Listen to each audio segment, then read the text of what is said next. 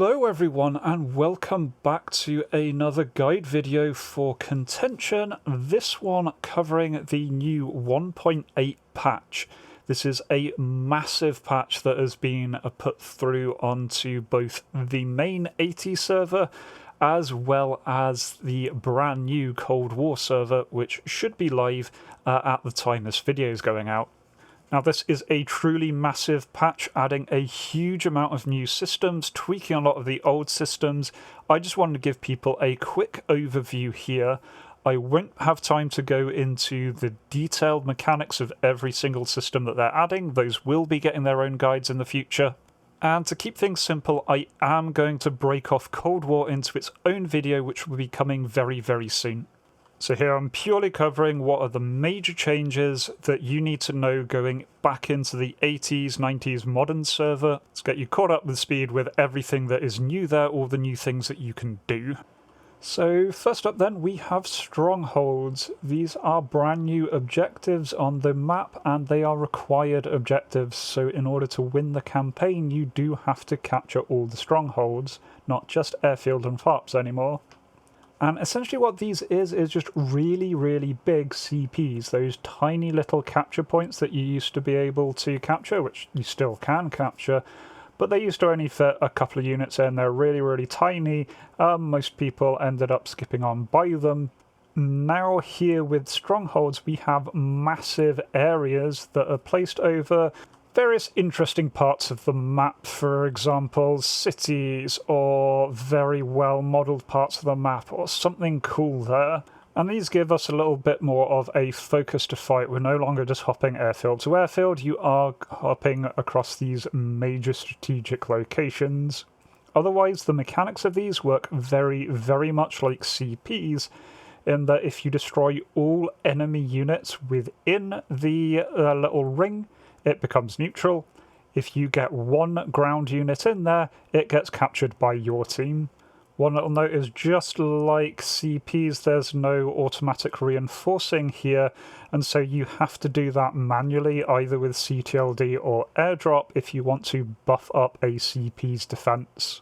Now, because these are much bigger targets, and it is going to be a lot harder clearing these just due to the sheer size that you have to search over, you do get a lot more resources, in this case 250 resources per tick at time of recording. Next major brand new system is oil platforms. These are going to spice up the naval game quite a bit. What these act like is targets that will sit out in the open sea and give us some opportunities to attack there. They're going to be made up of oil platforms. 4 of these will be in each spawn, and there will be 5 oil platforms on each map, and each will be surrounded by 10 boats by default. Otherwise, they act pretty much like naval versions of CPs. What you need to do is clear out all of the ships there to neutralize the port, and then you can land on the oil platform in a helicopter to capture it. In order to do this, you need to be flying a helicopter capable of carrying troops, but you don't have to preload these troops. It is always assumed to always have them on board, just because it's a really hard objective as it is, especially landing on an oil platform in a contested area is going to be hard, and so you don't need to worry about picking up troops ahead of time. You have an infinite number of these special troops which you can drop on using the oil platform tab under the chat menu. The way that they are defended works a little bit different from most objectives, in that one ship will be spawned immediately upon capture to defend the oil field at that point. But then there will be 3 waves of 3 boats that will spawn and make their way over to the objective to reinforce it. They can be intercepted along the way. The transit time is generally about 30 to 45 minutes, so that gives plenty of time for people to intercept these, plenty of times you need to be guarding these. If the boats are sunk, then they won't make it to the objective, making significantly easier for the other side to recapture them. You can spawn boats waves yourself it costs 50,000 points per team to send a 1 wave extra of boats heading towards the target. You do get awarded credits for capturing the oil platform and credits for sinking the boats, and on top of that, each oil platform that you own gives your team 500 resources every tick. So kill the enemy boats, land a helicopter, protect the reinforcement boats, and you get free resources. Another addition here is the depot system, which was in previous versions but has now been majorly overhauled. What these do is give a nice big soft target area that is ideal for strikes with dumb bombs and rockets, so giving airframes without precision munitions something to aim for, and this will also definitely help in the Cold War setting where there really aren't that many precision-guided munitions. What these are is large areas of roughly 50 buildings and vehicles over an area which you can saturation bomb. They will be spawned 1 per FARP or airfield. It gets spawned when you capture the airfield. You'll automatically get one. When one gets destroyed, it will be replaced by a new one. They have no built-in defences whatsoever, so they are big open targets, and they are marked on the map for everyone, so you can find these very, very easily. And because there are so many buildings there, you don't need to wipe out everything for it to be considered destroyed. When 75 to 80% of the vehicles and or buildings inside are wiped out, the whole depot is considered destroyed and will be removed. You get 1 credit per building or vehicle killed here, so this is a really good way of building up credits if you want to do that, and it's also very rewarding for your team. Once you do clear an entire depot, it will give you 35,000 team points, and considering these are near the airfield and FARPs, there are going to be a lot of these around the front line, so you should be able to get to these.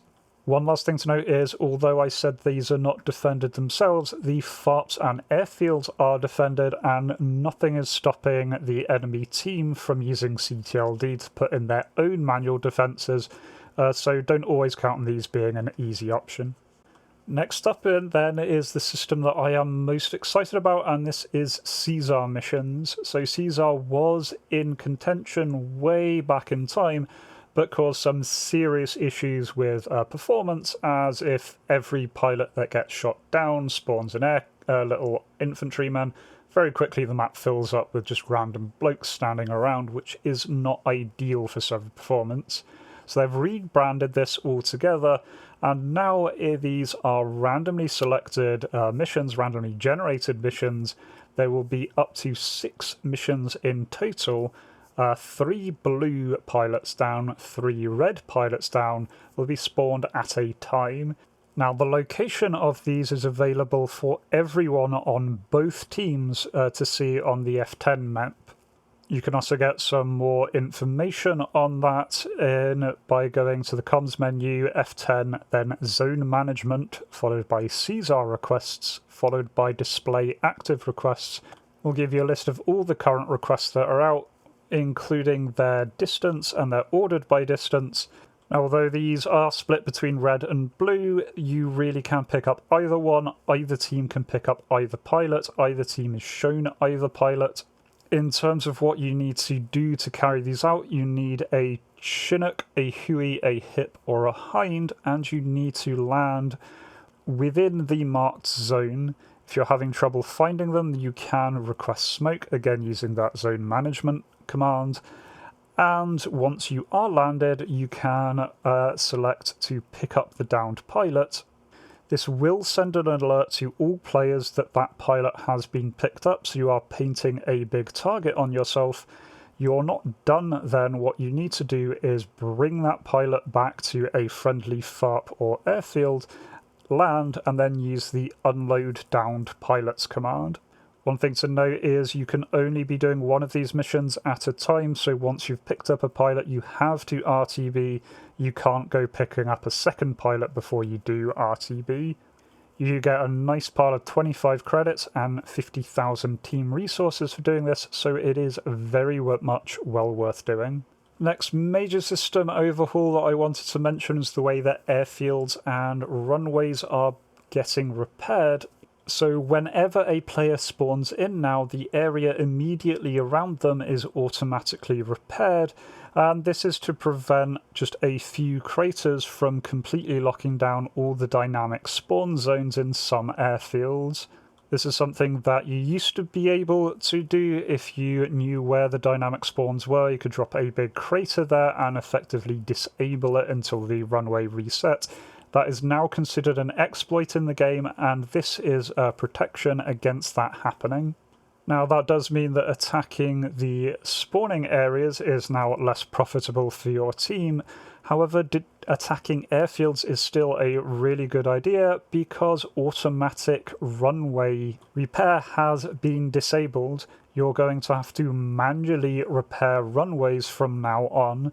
In order to do that, you need to go to the zone management system under the comms menu and select repair airfield runways and structures. This will cost you a one-off cost of 50,000 resources and will take 20 minutes to complete. You do need a HQ up and running to get this started. However, if the HQ does die, the repair will still continue. If you do lose the airfield, you get half of your resources back, but this means that you can no longer just rely on the airfield fixing itself. You have to do something about it. Naturally, that means that cratering enemy runways can put them out of action at least for 20 minutes, if not longer, and is going to be directly hampering enemy resources. Similar system is available for FARPs. The fix FARP supplies has been updated with repair FARP, which, just as before, replaces all of the various refueling, rearming vehicles. Now also repairs the craters and everything else in the area, so particularly useful for those road bases, whereas before one crater could very easily make a road base no longer suitable. Just as before, you have a 15-minute cooldown on this, but it is completed instantly. FARPs aren't really meant to be targets that you go after with cratering. You do that with airfields. Then the last of the major updates I wanted to cover here is backline defences and SAM systems. This is to make the rear portions of your team's territory a lot harder for the enemy to attack. Very notably making those deep strike objectives and the enemy's E3 a lot harder for a lone plane to just sneak in and grab. So each team now has 4 additional backline theatre-based SAMs. So on the 80s, 90s and modern, those are Patriots, SA-10s and SA-5 launchers. In the Cold War, these are going to be SA-2 and Hawk sites. So not quite as powerful, but very, very powerful in the era. These are in addition to the original 2 backline SAMs, so each team's now getting 6 in total. And all of these can now be repaired. On top of that, the C2 and Industrial Centre SAM systems can also be repaired now, and so that gives you 8 total repairable SAM systems in the rear of your team's area. This is going to make it much harder to push into the enemy back territory and hopefully give a team that is on the losing side of a campaign a little bit of an edge to be able to maybe claw their way back in, and if nothing else, give some really interesting high-value targets to go after. So doing my best to keep this video brief, so I've not been going into huge details on every individual system. That will be coming later, but just to mention a few extra bits and pieces, there is a huge amount here. We're getting more things added to CTLD that we can now spawn. There are new automated server announcements. There is new credit actions that we can do, fixes to CP unit clustering. There's a new mercy timer that means that teams have 1 hour when they get down to 1 airfield before the map fully resets. Changes to the carrier disposition, to the bombers, to tankers, and maybe not as sexy as all of the other updates, but there has been a massive overhaul of the code base going on in the back that should improve performance significantly going forward. They do just warn that this may well have unforeseen consequences, so a lot of things may be broken, so do report any bugs that you see.